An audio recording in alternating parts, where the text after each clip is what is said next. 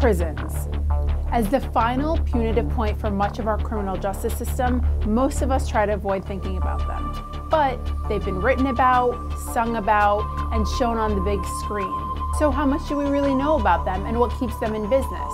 For starters, there are jails, which are run by local law enforcement and really house people who are serving shorter prison sentences or are awaiting trial.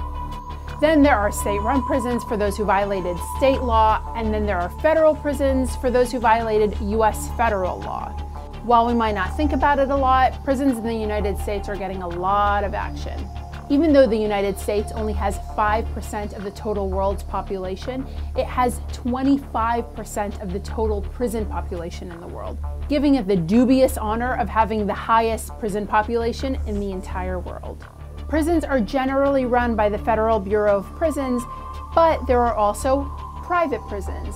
And we've heard about those recently because the Obama administration has called for the phasing out of these for-profit private prisons that are housing federal inmates. These types of prisons took off when we were in the midst of the war on drugs in the 1980s and 1990s, which dramatically increased the number of federal inmates that we had in our prison system.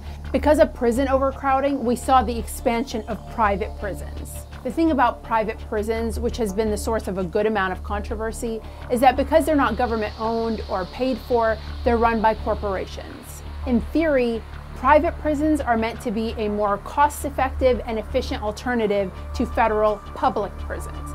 But because they're a corporation, they have corporate goals, which is to turn a profit. And that means that their goal could be different than public prisons, whose ultimate goal is to rehabilitate prisons and have them enter back into mainstream society.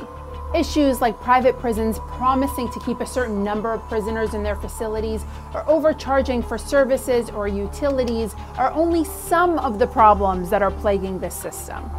However, it's because of the increased number of safety and security incidents that have taken place at these types of prisons that the Obama administration is now working to phase them out. For many people, the criminal justice system is out of sight and out of mind. But because these prisons are being bankrolled by the American taxpayers, it's important to know just how these prisons are being run. And that's what you need to know.